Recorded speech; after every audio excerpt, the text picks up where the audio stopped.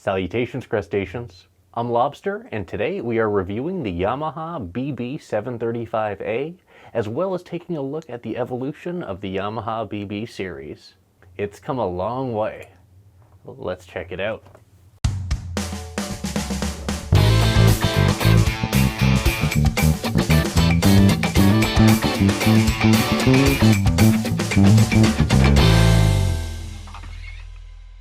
This is the Yamaha BB735A, and next to it is the Yamaha BB414 from the mid-2000s, I want to say. This is one of the last of the original BB series, and this 735 is one of the first models of the new series, I believe. These have been around for a few years now, but it is a huge departure from the original BB, especially the lower end ones. In fact, both the 434 and 435, as well as the 734 and 735, have a lot of the same features that you saw on the higher end Japanese BBs of the last generation. I'm talking string through construction, going in through like the bottom of the base, as well as a 6-bolt neck joint with 2 screws going in at an angle for added stability. We're going to see more of that when we turn these bases around, but this is very well constructed and using a lot of really cool engineering tricks to make sure this is as stable as possible. Now, the 700 series replaces the 600 series of last generation, which is more akin to what you see over here with my 414. This has a standard style bridge, as well as the last gen PJ style pickups with a master volume, master tone, and then a 3-way pickup selector. That's really all you have, and it's a pretty basic instrument, but a steadfast classic. The 735, on the other hand, features a master volume control, a pickup blend, a preamp bypass switch, and a 3-band EQ with a treble, mid, and bass control. And the treble does act as a passive tone control when the preamp is bypassed as well. A very nice touch.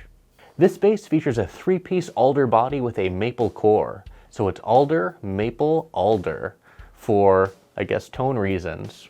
I think that's pretty cool that they're using multiple types of wood here. For a neck, we have a 5-piece mahogany and maple neck with a rosewood fretboard, 21 frets, and it's 34-inch scale.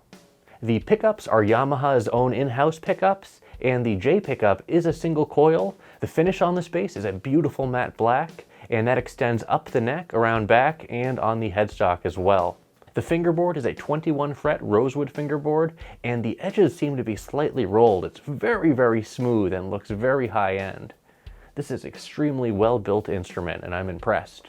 Down below the neck joint, you do have the truss rod access on the body, and that actually has a little rubber grommet of sorts to protect the body and the finish, which is a very nice and thoughtful touch. That is actually present on the old 414 as well. Up at the headstock, we find standard style tuners. Nothing really exceptional looking about these. They're not lightweight style tuners. However, I don't really see much neck dive in these instruments. They are pretty well balanced, and we'll see that when we start playing. Let's go ahead and turn these bases around and see what's around back. As you can see, the neck joints do look similar. However, the 735 as well as the 734 and the 434 and 435 do have 6 neck bolts, with 2 of them going in at an angle for added stability. The 735 also has a much larger control cavity as well as a battery box because this is the active model. You can also see in more detail the string ferrules, which are going in at an angle, and this is supposedly to allow for maximum string vibration. Yamaha definitely has the resources to test that kind of stuff, though I don't, so I really can't verify that claim, but I do know that both of these instruments sound great. Though both basses do feature the signature Yamaha BB inlays, the ones on the older one look a bit better, honestly. The ones on the 735 here are just kind of yellowy and don't feature any sort of detail or character. They're just kind of little yellow blobs. Outside of that though, aesthetically, I think this is an excellent looking instrument. It looks beautiful. And it definitely looks more premium than its predecessor. Now I know you guys are wondering, what do these basses sound like? You guys know what you need to do. Go ahead and hit that like button so my hand will turn back to normal.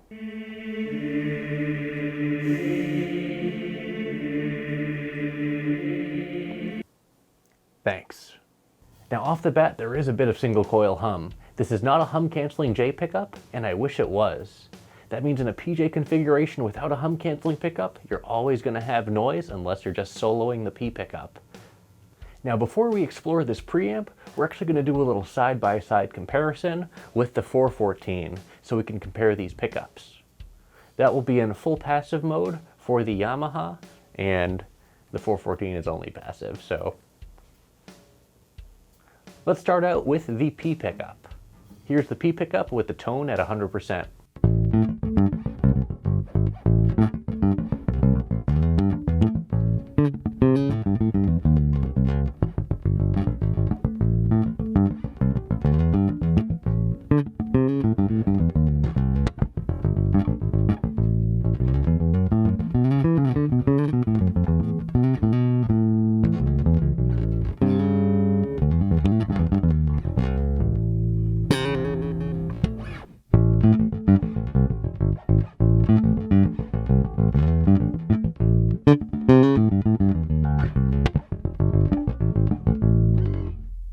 Now let's go ahead and turn the tone to about 50%.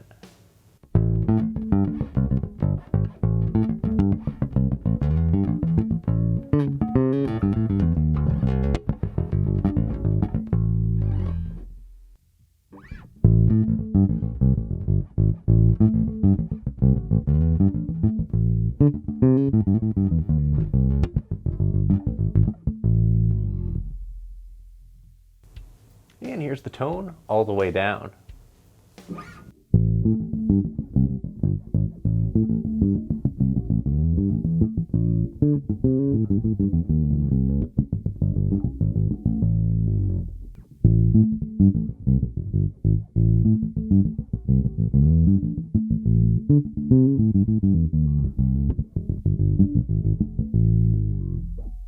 Now let's move over to the J pickup. Yep, there is some single coil hum because this is a full single coil pickup.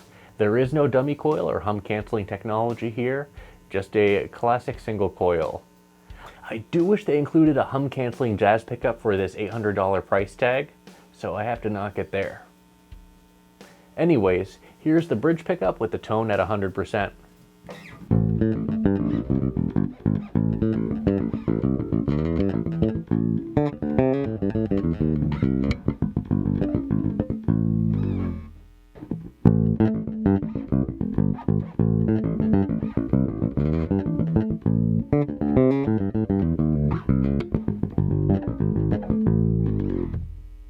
Now here's the tone at 50.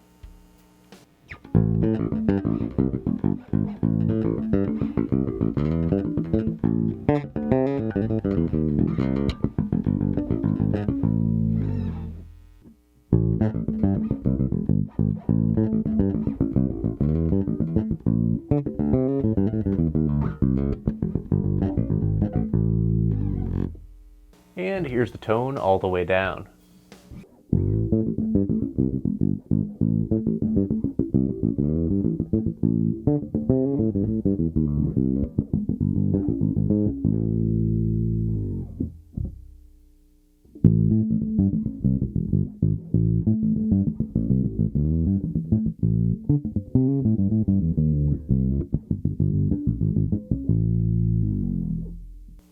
Now, let's bring back the P pickup and have both pickups together. Here's that with the tone at 100%.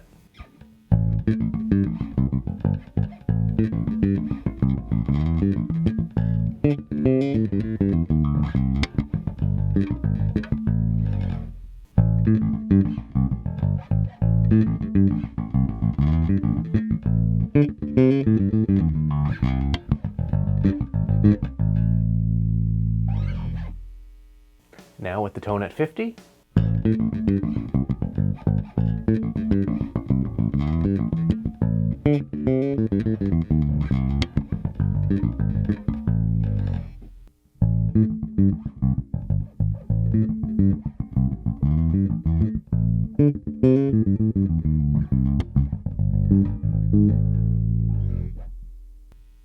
And the tone all the way down.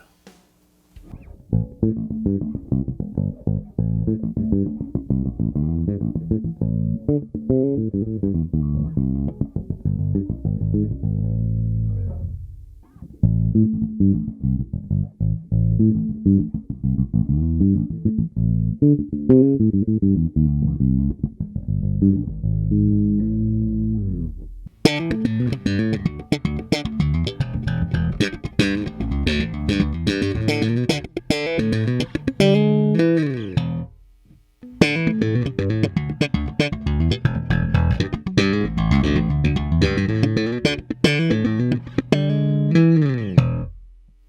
thing I really have to point out is the neck on this bass is extremely comfortable.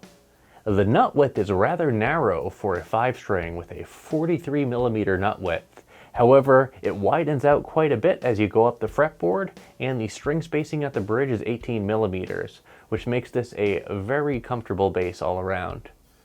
The neck profile is also very full without being overly too thick or anything like that. It's a very comfortable neck. Now, in my opinion, I think the P-bass pickup on the old bass sounded better. That's just my opinion, though. I don't think these pickups sound bad. I do think they sound a bit more generic, honestly. Now, let's explore this preamp. Here's both pickups with the preamp centered.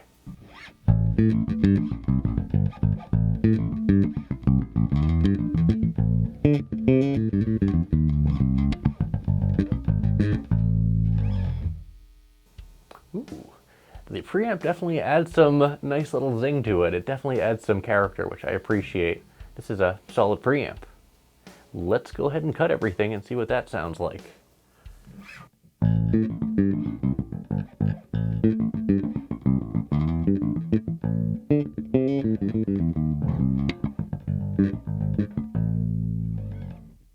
Now, let's just bring the bass up to center.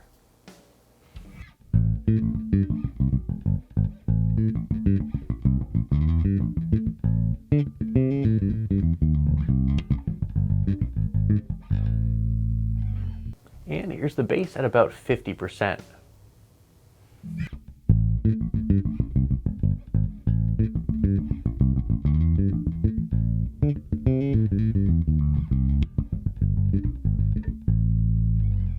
Let's go ahead and bring that down to full cut and bring the mids up to center.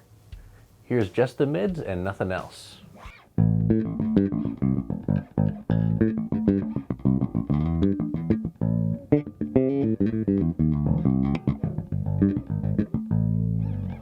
Now here's the mids at about 50%.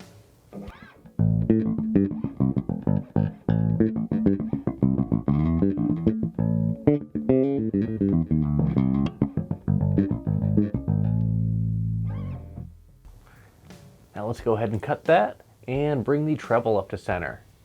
Here's just the treble, center, everything else cut.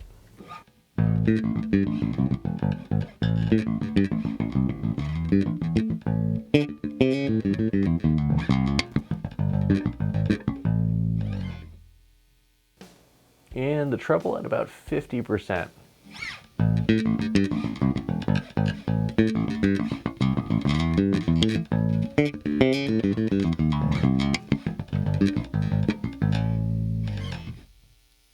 Now let's bring everything else back up to center and see how this slaps with the preamp on.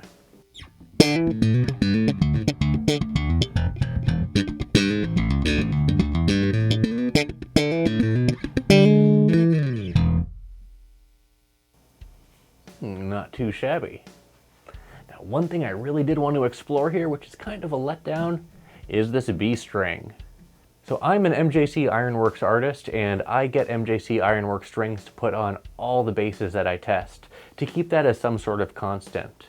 And this is featuring the MJC Ironworks nickel-plated stainless steel, 45 to 125 for the B string. And I gotta say that the B on this bass doesn't really have a lot of definition. Let me show you. This is with the preamp centered, both pickups on.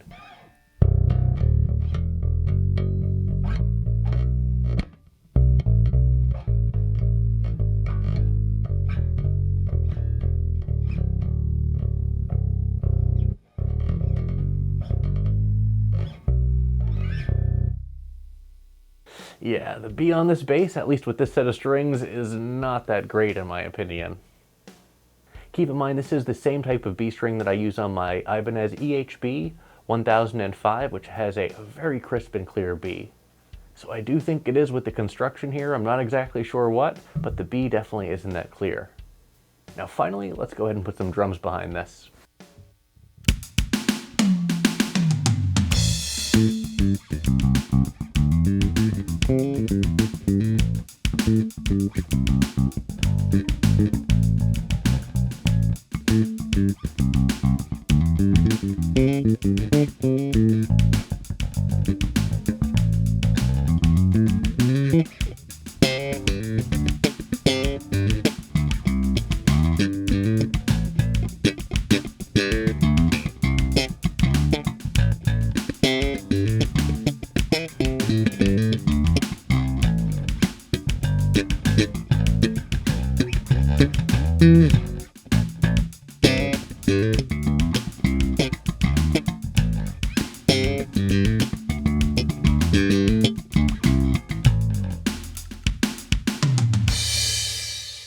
So here are my final thoughts on the Yamaha BB735A. Overall, I like the Yamaha BB series a lot. However, I probably wouldn't get a 5-string if I were to get one. I think the B string on this particular one is definitely lackluster. However, the rest of the instrument is definitely above average in both construction, feel, and tone. I do wish they included a hum canceling J, especially at the $800 price point. But I do appreciate all the other features that they've implemented that were once only on the higher end BB bases. So this is definitely a feature-packed instrument. So what am I going to rate the Yamaha BB735A? Yeah! I'm going to go ahead and rate this bass 3 claws out of 5. This is definitely an average value overall. It has a lot of really nice features, but some of those are definitely overshadowed by the subpar B string and the noisy jazz pickup. However, the construction of this bass is very solid, and the materials that they're using seem very high quality. I definitely think that Yamaha has taken a big step forwards in terms of the features that are offered at this price point, with the 434 and 435 sharing a lot of the construction features, including the 6-bolt neck joint and the string-through construction. And honestly, I think I'm going to go with the 4-string 434 as the best value for the BB series. You don't have to deal with the subpar B, and the preamp, though it's not a bad preamp, doesn't really do much for me, honestly. I think players may find themselves sticking to passive mode and utilizing the passive tone control over the 3-band preamp, but that's just my opinion. Other than that, though, this is definitely a great evolution from the original BB series, which remained mostly unchanged for a long time. Well, that's it for this video. Thanks for watching, everyone. Be sure to like, subscribe, join our Discord, and leave a comment down below and let me know what you think about the Yamaha BB735 as well as my Yamaha BB414. And as always, until we groove again.